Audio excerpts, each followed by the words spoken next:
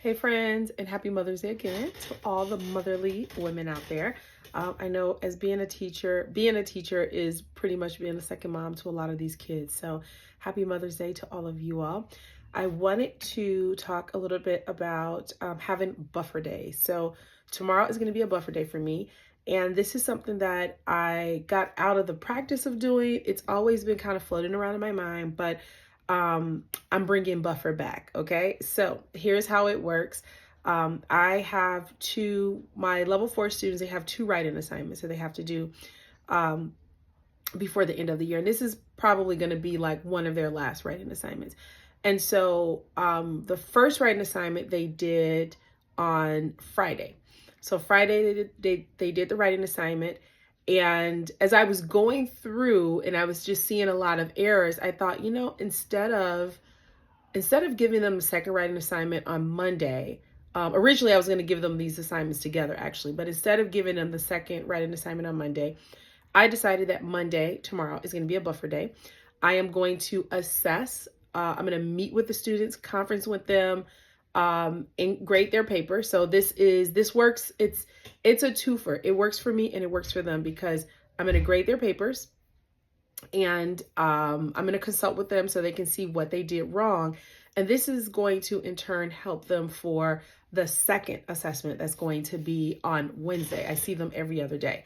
And the importance of that, I don't necessarily have to explain, but there are just so many benefits. Like number one, it gives me a break because I do want to be very focused when I'm grading.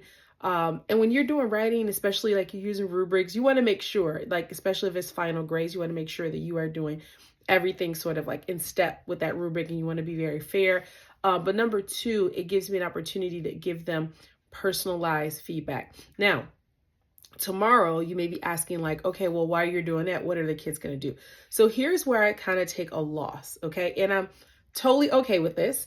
I am giving them a very short assignment where they'll look at certain situations in the last movie that we watched, and they'll talk about what they would do in those situations.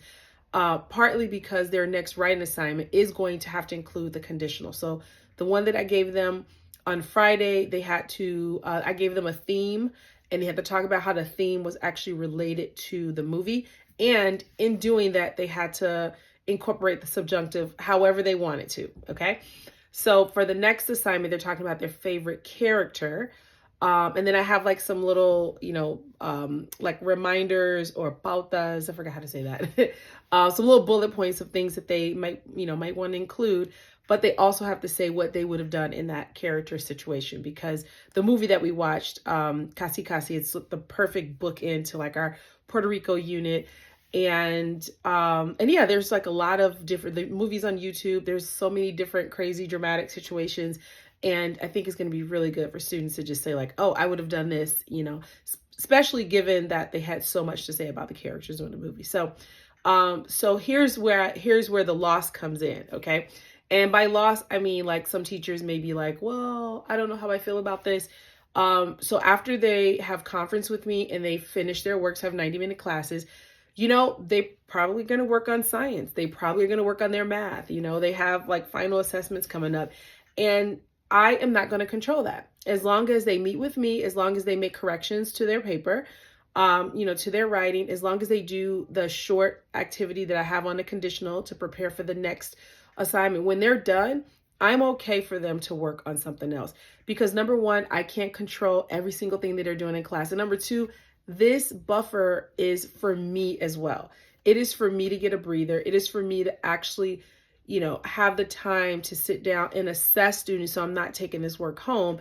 And I think the former me, a few years ago, I would think like, oh no, I got to like keep them engaged the whole time. They have to be working on something in a target language. And at the end of the day, it's like, you know what? We've done all that. We've done that all year. And I am totally okay, kind of relinquishing a little bit of that power and just saying like, hey, finish these 2 things. And if you need to work on something else, I'm okay with it as long as the class doesn't get out of hand. So that's kind of my little buffer day solution. Again, I don't know if people can, do that in their school. I'm done with